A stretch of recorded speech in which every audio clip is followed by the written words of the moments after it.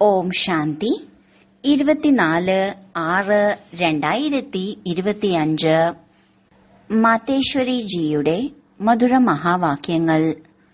Revise course 1957. മാതേശ്വരിജിയുടെ പുണ്യ സ്മൃതി ദിവസം രാവിലെ ക്ലാസ്സിൽ കേൾപ്പിക്കുന്നതിനുള്ള മധുര മഹാവാക്യം. ഗീതം നോക്കൂ എന്റെ ഈ ചെറിയ ലോകം. ഈ ഗീതം എപ്പോൾ പാടിയിട്ടുള്ളതാണ്? ഈ സംഗമ സമയത്ത് നമ്മൾ ബ്രാഹ്മണ കുലത്തിന്റെ ലോകം ചെറിയതാണ്. ഇത് നമ്മുടെ ഏത് കുടുംബമാണ്? അത് സംഖ്യാക്രമത്തിലാണ് പറയുന്നത്. നമ്മൾ പരംപിത പരമാത്മാ ശിവന്റെ പേരക്കുട്ടികളാണ്. ബ്രഹ്മ സരസ്വതിയുടെ മുഖത്തിലൂടെ ജനിച്ചവരാണ്. വിഷ്ണുവും ശങ്കരനും നമ്മുടെ വല്യച്ഛന്മാരാണ്. പരസ്പരം നമ്മൾ എല്ലാവരും സഹോദരീ സഹോദരന്മാരാണ്. ഇതാണ് നമ്മുടെ ചെറിയ ലോകം. ഇതിനപ്പുറം വേറെ ബന്ധങ്ങൾ രചിച്ചില്ല. ഈ സമയത്ത് ഇത്രയും ബന്ധങ്ങളാണ് പറയുന്നത്. നമ്മുടെ ബന്ധങ്ങൾ എത്ര വലിയ അധികാരവുമായിട്ടാണ്. നമ്മുടെ മുത്തച്ഛനാണ് ശിവൻ. ബാബയുടെ നാമം എത്ര മഹത്വമുള്ളതാണ്. മുഴുവൻ സൃഷ്ടിയുടെ ബീജരൂപമാണ്. സർവാത്മാക്കളുടെയും കല്യാണക്കാരി ആയിരിക്കുന്നതിനാൽ ബാബയെ ഹരഹര ഭോലാനാഥൻ മഹാദേവ ശിവൻ എന്നാണ് വിളിക്കുന്നത്. ബാബ മുഴുവൻ സൃഷ്ടിയുടെ ദുഃഖം ഹരിച്ച് സുഖം നൽകുന്നു. ബാബയിൽ നിന്ന് നമുക്ക് സുഖം, ശാന്തി, പവിത്രതയുടെ വലിയ അധികാരമാണ് ലഭിക്കുന്നത്. ശാന്തിയിൽ കർമ്മബന്ധനത്തിന്റെ കണക്കുകൾ ഉണ്ടാകില്ല. എന്നാൽ ഇത് രണ്ടിനും ആധാരം പവിത്രതയാണ്. പിതാവിന്റെ പാലനയുടെ മുഴുവൻ സമ്പത്ത് നേടാതെ പിതാവിൽ നിന്ന് സർട്ടിഫിക്കറ്റ് ലഭിക്കില്ല. അതുവരെ സമ്പത്ത് ലഭിക്കില്ല. നോക്കൂ, ബ്രഹ്മാവിന് എന്തെല്ലാം ജോലികളാണ് ഉള്ളത്. മ്ലേച്ഛമായ 5 വികാരങ്ങളുടെ അഴുക്ക് നിറഞ്ഞ ആത്മാക്കളെ സുന്ദരമാക്കുന്നു. ഈ അലൗകിക കാര്യത്തിന്റെ പ്രതിഫലമായി പിന്നീട് സത്യുഗത്തിൽ 1 നമ്പർ ശ്രീകൃഷ്ണന്റെ പദവി പ്രാപ്തമാകുന്നു. ആ പിതാവുമായി ഞങ്ങളുടെ ബന്ധം എന്താണെന്ന് നോക്കൂ. അപ്പോൾ എത്രമാത്രം നിശ്ചിന്തവും സന്തോഷമുള്ളവരുമാകണം. ഇപ്പോൾ ഓരോരുത്തരും സ്വന്തം ഹൃദയത്തോട് ചോദിക്കണം, നമ്മൾ പൂർണമായി ബാബയുടേതായി മാറിയോ? പരമാത്മാവാകുന്ന അച്ഛൻ വന്നിരിക്കുകയാണ്. അച്ഛനിൽ നിന്നും പൂർണമായി സമ്പത്ത് നേടാൻ ആലോചിക്കണം. പൂർണമായി പരിശ്രമിച്ച് സ്കോളർഷിപ്പ് നേടുന്നതാണ് വിദ്യാർത്ഥിയുടെ ജോലി. എങ്കിൽ 1 നമ്പർ ലോട്ടറി നേടാത്തത് എന്തുകൊണ്ട്? അതാണ് വിജയമാലയിൽ കോർക്കപ്പെടുക. ചിലരുണ്ട് 2 കൈകളിലും ലഡ്ഡു വെക്കുന്നവർ. ഇവിടത്തെ പരിധിയുള്ള സുഖവും വേണം, അവിടെ വൈകുണ്ഠത്തിലും കുറച്ചൊക്കെ സുഖം നേടാം.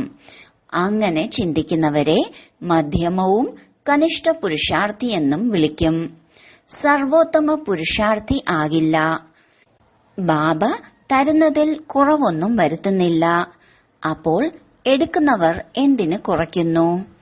അതാണ് ഗുരുനാനാക്ക് പറഞ്ഞത്, പരമാത്മാവ് ദാതാവാണ്.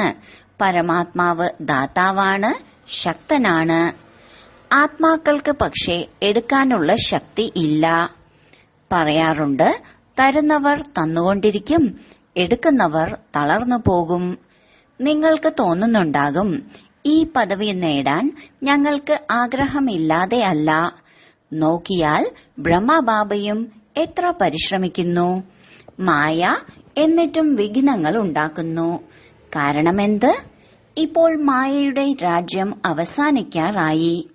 മായ മുഴുവൻ സാരം ഇല്ലാതാക്കി. അപ്പോഴാണ് പരമാത്മാവ് വരുന്നത്. ബാബയിൽ സർവരസങ്ങളും അടങ്ങിയിരിക്കുന്നു. സർവസംബന്ധങ്ങളുടെയും അനുഭവം കിട്ടുന്നത് ബാബയിൽ നിന്നാണ്. അതിനാലാണ് പറയുന്നത്, നീ തന്നെയാണ് മാതാവും പിതാവും. ഈ മഹിമയെല്ലാം പരമാത്മാവിനെ കുറിച്ച് പാടിയിട്ടുള്ളതാണ്. ഈ സമയത്താണ് ബലിയർപ്പണമാകേണ്ടത്. അങ്ങനെയാണ് ബന്ധം ഉണ്ടായത്.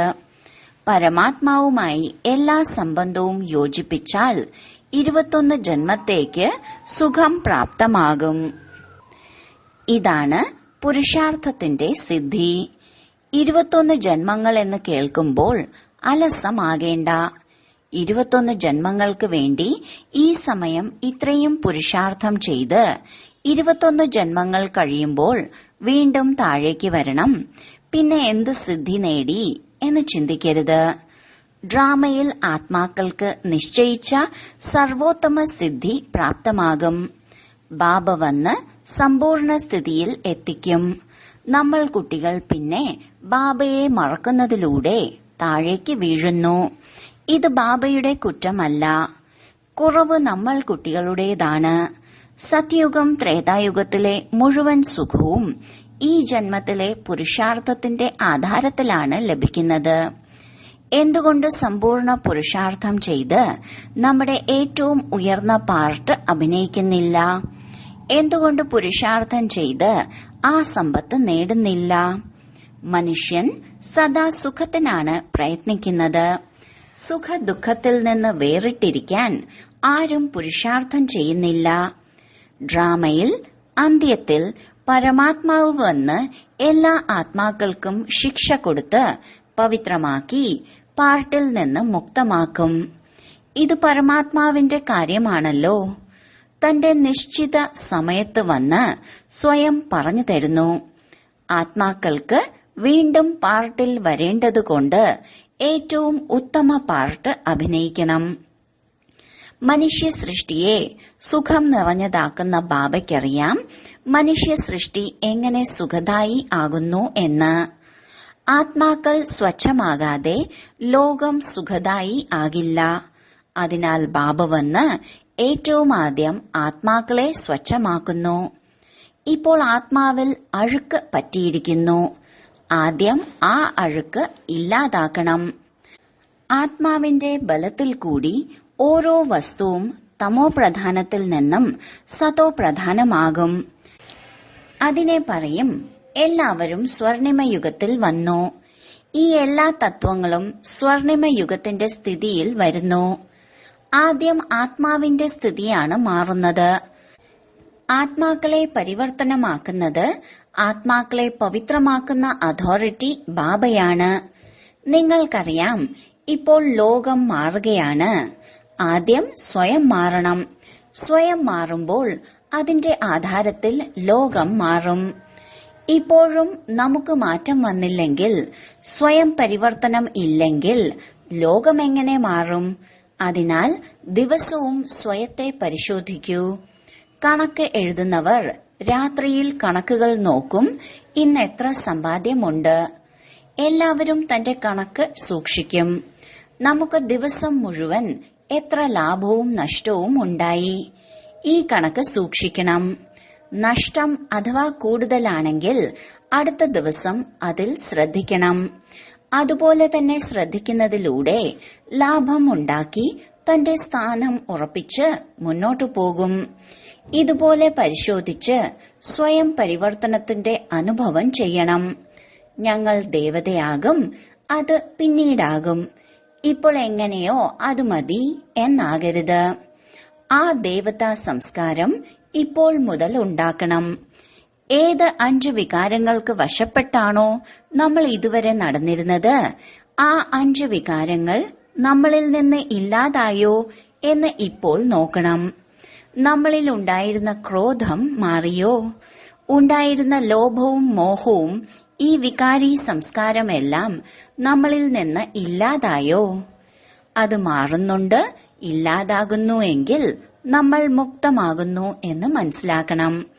ഇല്ലാതാകുന്നില്ല എങ്കിൽ ഇപ്പോഴും നമ്മൾ മാറിയിട്ടില്ല എന്ന് മനസ്സിലാക്കണം. മാറ്റത്തിന്റെ വ്യത്യാസം അനുഭവപ്പെടണം. സ്വയത്തിൽ മാറ്റം ഉണ്ടാകണം. മുഴുവൻ ദിവസവും വികാരി കണക്കിൽ മാത്രം പോകാതെ നമ്മൾ നല്ല ദാനപുണ്യം ചെയ്തെന്ന് മനസ്സിലാക്കണം. നമ്മുടെ കർമ്മത്തിന്റെ കണക്കിൽ നമ്മൾ സൂക്ഷിക്കണം. വികാരത്തിന് വശപ്പെട്ട് വികർമ്മത്തിന്റെ നമ്മൾ കണക്ക് ഒന്നും ഉണ്ടാക്കുന്നില്ലല്ലോ. ഇതിൽ സ്വയം സൂക്ഷിക്കണം. ഈ കണക്ക് മുഴുവനും വെക്കണം. ഉറങ്ങുന്നതിന് മുൻപ് 10-15 മിനിറ്റ് നമ്മുടെ മുഴുവൻ ദിവസം എങ്ങനെയായിരുന്നു എന്ന് നോക്കണം. പലരും നോട്ട് ചെയ്യുന്നുണ്ട്. തലയിലുള്ള കഴിഞ്ഞുപോയ പാപഭാരം ഇല്ലാതാക്കാൻ ബാബയുടെ ആജ്ഞയാണ് എന്നെ ഓർമ്മിക്കൂ. അതും എത്ര സമയം ഓർമ്മിച്ചു? ചാർട്ട് വെക്കുമ്പോൾ അടുത്ത ദിവസം ശ്രദ്ധിക്കും. ഇങ്ങനെ ശ്രദ്ധയോടെ ഇരുന്നാൽ പിന്നെ നമ്മുടെ കർമ്മങ്ങൾ നല്ലതാകും. പിന്നെ പാപമൊന്നും ഉണ്ടാകില്ല. പാപങ്ങളിൽ നിന്നാണ് രക്ഷപ്പെടേണ്ടത്. ശരി, മധുരമായ അമ്മയുടെ മധുരമധുരമായ കുട്ടികൾക്ക് സ്നേഹസ്മരണകളും ഗുഡ് മോർണിംഗും. സന്ദേശിയുടെ ശരീരത്തിലൂടെ സരസ്വതി മാതാവിന്റെ അവ്യക്ത പ്രഭുമിലനവും സംവാദവും. മകളെ ശ്രീരാധേ, നോക്കൂ, ആരാണ് നിന്റെ അടുത്ത് വന്നിരിക്കുന്നത്? എത്ര വലിയ ശക്തിയാണ് നിന്നോട് സംസാരിക്കുന്നത്. എന്റെ വരവിന്റെ രഹസ്യത്തിലൂടെ നിങ്ങൾക്ക് സ്വയത്തെയും അറിയാൻ കഴിയും. വരുന്ന ആളുടെ പദവിയോടൊപ്പം സ്വന്തം സ്ഥാനം അഥവാ പദവിയും അറിയാൻ കഴിയും. ഹേ രാധേ, മകളെ, നിനക്ക് എന്റെ ശക്തി കാണാൻ ആഗ്രഹമുണ്ടോ?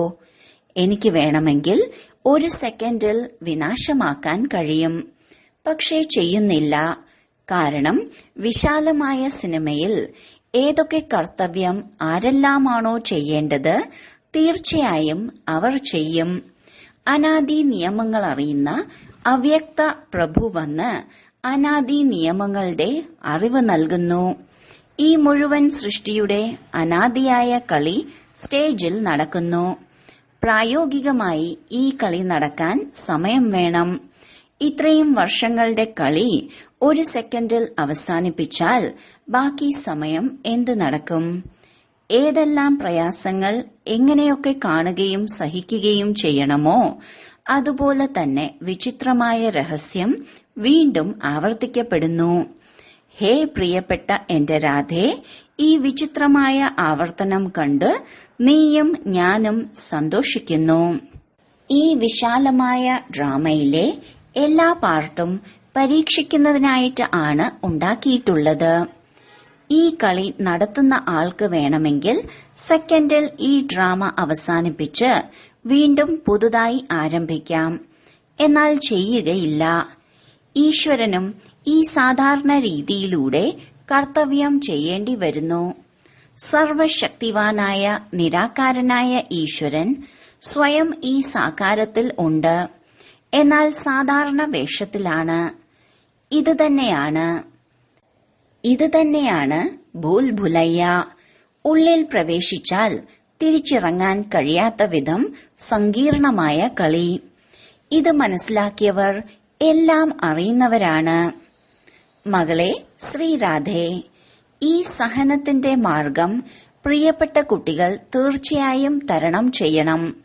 വേണമെങ്കിൽ എനിക്ക് എന്റെ കുട്ടികൾക്കായി ഇത് സഹജമാർഗമാക്കാം. സാക്ഷാത്കാരം കൊടുക്കുന്നതിന്റെ താക്കോൽ എന്റെ കൈകളിലാണ്. ഏതെങ്കിലും ഒരു ധനവാനായ ഭക്തന് അവരുടെ ഇഷ്ടദേവതയുടെ സാക്ഷാത്കാരം കൊടുത്താൽ അയാൾ തന്റെ സർവ്വധനവും യജ്ഞത്തിൽ കൊണ്ടുവന്ന് സമർപ്പിക്കും. ധനവാന്മാരുടെയും ധനവാൻ ഈശ്വരനാണ്. എന്നാൽ നിന്റെ അച്ഛന്റെ ആഗ്രഹമാണ് എന്റെ എല്ലാ യാചകരായ കുട്ടികളെയാണ് ഞാൻ രാജകുമാരനും രാജകുമാരിയും ആക്കുന്നത്. അത് കാരണം നിങ്ങൾ ഇതൊക്കെ സഹിച്ചതിനു ശേഷം പോയി രാജകുമാരന്മാരും കുമാരിമാരും ആകും. പിതാവിനറിയാം കുട്ടികൾ സഹനത്തിന്റെ ഈ മാർഗം കടക്കണം.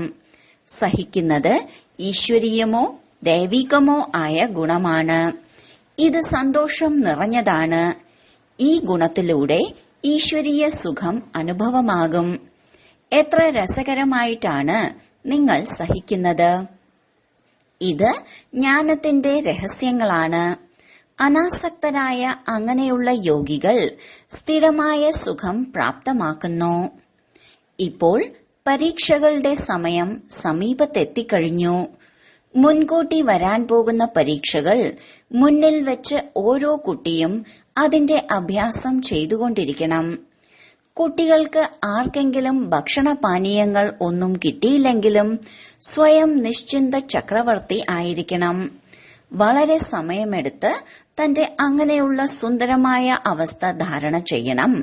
ആ സമയമാകുമ്പോൾ തനിയെ വന്നുകൊള്ളും എന്നാരെങ്കിലും കരുതിയിരുന്നാൽ അത് സ്വയം തന്നോട് ചെയ്യുന്ന ചതിയാണ്. അതുകൊണ്ട് മുൻകൂട്ടി തയ്യാറായിരിക്കണം. എന്റെ അതിപ്രിയപ്പെട്ട കുട്ടികൾ ഓർമ്മയിൽ ഇരിക്കുന്നുണ്ട്. എന്നാൽ ആ ഓർമ്മയുടെ പ്രകാശവും ശക്തിയും എന്റെ വതനം വരെ എത്തുന്നില്ല. ഓരോരുത്തരും ലൈറ്റ് സ്വരൂപമായി സ്ഥിതി ചെയ്യുമ്പോൾ ആ യോഗത്തിന്റെ ശക്തി എന്റെ വതനത്തിലേക്ക് എത്തും. അപ്പോൾ ആ ഓരോരുത്തരുടെയും സമ്പൂർണതയുടെ ലൈറ്റ് അവരിലേക്ക് പ്രവേശിക്കും. ആ സമയത്താണ് ശക്തികളുടെ മഹിമ ഉണ്ടാകുന്നത്. ഓരോരുത്തരും തന്റെ നിശ്ചയത്തിൽ ദൃഢമായിരിക്കണം. അത് അഥവാ ഞാൻ ഇല്ലാതാക്കിയാലും പോകരുത്. ഹേ ശക്തി ശിരോമണിയായ രാധേ, ശക്തികൾ ജ്ഞാന യോഗ ബലത്തിലും മുഖത്തിലൂടെ ജ്ഞാനം പറയുന്നതിനും തയ്യാറായിരിക്കണം. നിങ്ങൾ തന്റെ ഏകരസ ഈശ്വരീയ ദൃഷ്ടിയിലൂടെ ഓരോരുത്തരെയും ശ്രേഷ്ഠരാക്കി മധുര വീണയിലൂടെ ഞാൻ ആരാണ്, എന്റെ പിതാവ് ആരാണ് എന്ന പരിചയം നൽകണം. എങ്ങനെ ബ്രഹ്മാവിൽ ഭഗവാൻ പ്രത്യക്ഷമായത്, ഈ അന്തിമ സമയത്ത് ചെകുത്താന്റെ ലോകം സമാപ്തമാക്കി നമ്മുടെ സ്വന്തം ദേശമായ ദൈവിക ലോകത്തിലേക്ക് കൊണ്ടുപോകുകയാണ്. ഹേ രാധേ മകളെ, ഓരോരുത്തരുടെയും അവസ്ഥ ദീപനാളം പോലെ സ്ഥിരത വരുമ്പോൾ ആന്തരിക പ്രേരണകളെ മനസ്സിലാക്കി സമ്പൂർണ്ണ രീതിയിൽ തന്റെ കാര്യങ്ങൾ സിദ്ധമാക്കാൻ കഴിയും. ജ്ഞാനം അനുസരിച്ചുള്ള സ്ഥിതി എത്രമാത്രം വരുന്നുവോ അത്രയും പ്രേരണകളെ മനസ്സിലാക്കാൻ സാധിക്കും. എത്രമാത്രം ആ അവസ്ഥയിൽ നിരന്തരം ഇരിക്കുന്നുവോ അത്രയും സമ്പൂർണ്ണ പ്രേരണകൾ ടച്ചാകും. ഹേ മകളെ രാധേ, എന്റെ സ്വരൂപം നോക്കൂ. കുട്ടികൾക്ക് എന്റെ സ്വരൂപം കാണാൻ കഴിയില്ലേ? ഞാൻ എങ്ങനെ അഖണ്ഡ ജ്യോതി തത്വത്തിൽ നിന്ന് വന്ന് പ്രവേശിച്ച് സംസാരിക്കുന്നത്? ഈ സാക്ഷാത്കാരം കിട്ടുന്നത് എന്നിൽ കൂടിയാണ്. കാരണം എല്ലാത്തിന്റെയും അടിസ്ഥാന സമൂഹം ഞാനാണ്. പ്രകൃതിയുടെ മധ്യത്തിൽ തിളങ്ങുന്ന ജ്ഞാനപ്രകാശത്തെ നോക്കൂ. കുട്ടികൾ ഇത് മാത്രം ചിന്തിക്കൂ. ആഹാ, മുഴുവൻ സൃഷ്ടിയും ആരെയാണോ വിളിക്കുന്നത് ആ സർവശക്തിവാനായ ഈശ്വരൻ സ്വയം യജ്ഞത്തിൽ നമ്മുടെ മുന്നിൽ ആഗതനായിരിക്കുന്നു. ആ ശീതളമായ മടിയിലിരിക്കുമ്പോൾ ഹൃദയം ശാന്തമാകുന്നു.